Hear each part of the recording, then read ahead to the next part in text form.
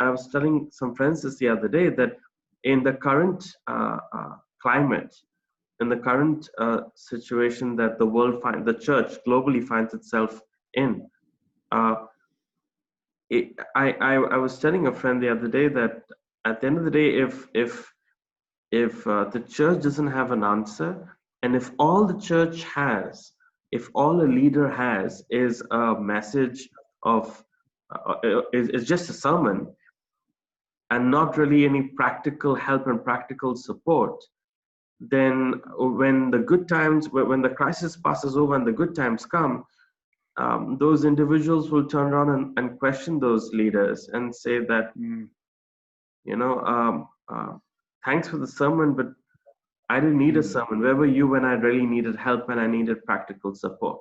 Yeah. Where were you when I really needed help? Now you're talking to me, now you're reaching out to me, but where were you when I really needed you, when I really needed help and I really needed support? And a sermon isn't going to do the sermon alone is not going to do the trick, all right? Yeah. And so I'm wondering, I'm just thinking to myself, apart from radical collaboration, which can only really happen when your ego flies out of the window, and there's a death you spoke about. Apart from that radical collaboration, and to be frank, you're seeing that in the marketplace, in the business world as well, right? In tough times, companies merge, companies, Right. have to collaborate in order to survive, right? Banks and so on have to merge. And so I'm asking the question: um, uh, do you think, apart from collaboration, do you think that every leader needs to develop and needs to formulate a 7 mountain strategy to engage the next generation, to bring like-minded people to the table, and to help those who are believers but unchurched believers come back and just form these collaborative friendships with the goal of impacting these 7 mountains. Do you think if every church and every leader had a clear 7 mountain strategy, do you think that would help find common ground? That would help rediscover areas of collaboration. Do you think that could also help reach unchurched people and enlist unchurched people? I'm convinced it will. I mean, let's go right back to the fundamental principle that Jesus said. He said, "By this men shall know that you're my disciples." And that this was not a message. It is not the size of your congregation. It is not the title that you possess. By this men shall know. So there is, in fact, an evangelistic component, if you will, a redemptive, impacting component, if you will, just by the authenticity and the genuineness with which we genuinely relate and love each other. But I need to throw a little caveat inside of there again, because I think the moment you talk about collaboration and unity and people living together and loving each other, we get this distorted image of I holding your hands and singing Kumbaya and thinking, well, that's what unity is all about.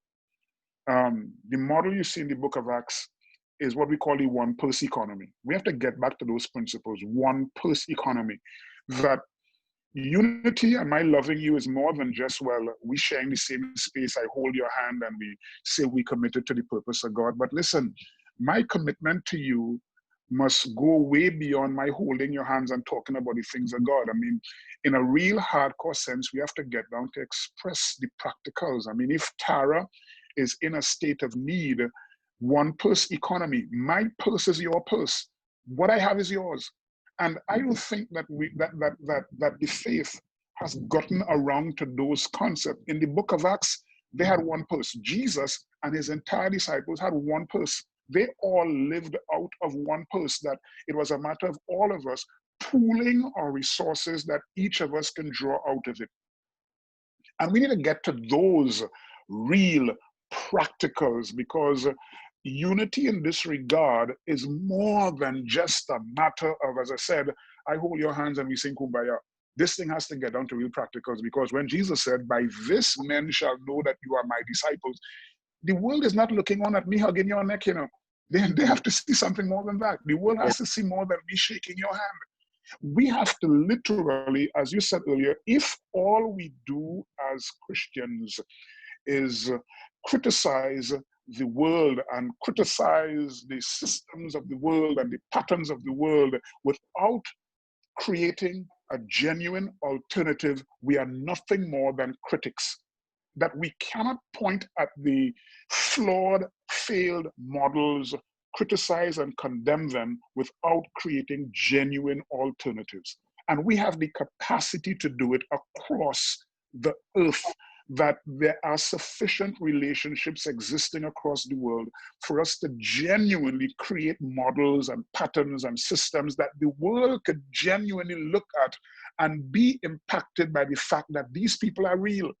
And I think if you have to look at one word, if you have to identify one word that has caused the enormous fallout, the enormous exodus taking place across the earth. Recently, I was looking at CNN and looking at one of these major leaders from the Baptist religion talking about some of the fallout. It was a sad indictment upon the entire Southern Baptist religion. I don't want to call the name, but the guy was saying since 2016, there has been in excess of over 40% or more people, particularly young people, leaving the church in droves. And he put his finger on the real issue, because across the world, people are leaving. And what is causing the fallout? One word, the lack of authenticity. Mm-hmm. People are seeing a religious movement that lacks authenticity. We are self-righteous, but inauthentic. We are religious and inauthentic. We talk about love and unity, but we are inauthentic. And that's the number one reason that is contributing to the exodus across the world. People have no problems with our messaging. They have a lot of problems with our messaging. How do we live this thing? How do we apply it? How do we walk in this thing? And the issue of inauthenticity is creating enormous problems in every single model all across the earth. At the end of the day, I totally agree with you in terms of the 7 mountain principle. I've heard it, I understand it, I relate to it. We must get down to genuinely contributing to the welfare of others, whether those others be the next generation, women, strugglers, wherever they might be. We need to take this faith and practicalize it. What we have done, we've created really good theoretical concepts and we are masters of the academic model. But for some odd reason, we have to get back to a position that Seth Joshua held in the days of the Welsh revival, at a time when the movement across Europe had collapsed into academia, where everyone is more concerned about crossing their T's and dotting their I's and sounding very profound and articulate. This simple guy looked on at the trends of Christianity across Europe, and he prayed that God would raise up an unintelligent miner, someone working in the minefield, to blow the minds of the whole church structure, and God did. But we have to get past all of this academia and the strong emphasis on articulation and get to the point of pragmatic practicalizing of the principles. As I said earlier, nothing is wrong with our message. A lot is wrong with our messaging. But we have to practicalize this issue and make this thing real. Until we do that, we will continue to see the fallout, we'll continue to hemorrhage, we'll continue to see the exodus, because all humanity is asking for is not profundity. What they're asking for is authenticity.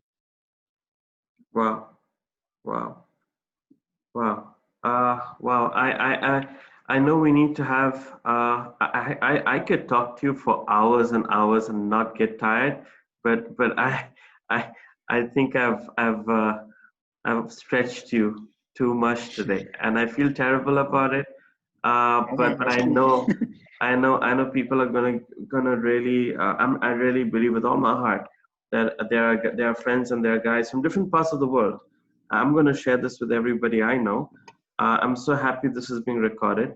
I think I'm looking forward to our next conversation, because I think everything we've spoken about and we have shared and discussed today, I think this this would be a great intro uh, for the next conversation on kingdom economics, which is quite frankly a Yeah. foreign concept for a lot of people.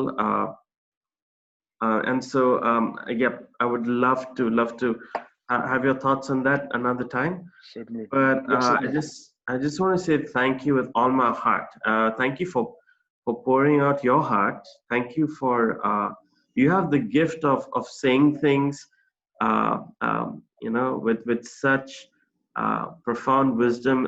I would probably take hours to say what you say in one sentence. So so I just want to say thank you for your voice is so precious, and I've been personally blessed. That's excellent. I've learned personally just over the last hour. I've just gained so much insight, and uh, there are things I knew, but they're just been reinforced by everything that you have shared. And so I know Beautiful. everything that you have said and shared. I just know it's going to resonate with a lot of guys who are asking, who are sincere and wrestling with the questions, asking themselves the tough questions, especially in this season where the building is empty, and you know, everyone's asking questions about how do we do discipleship. You know, what does discipleship look like now? What does you know, go into the world look like now? You know, and so I believe all those who are sincere. I love that Jesus said that those on the side of truth will listen to me. Beautiful. So Yes. I really Mm. believe that those who are on the side of truth will hear his voice and will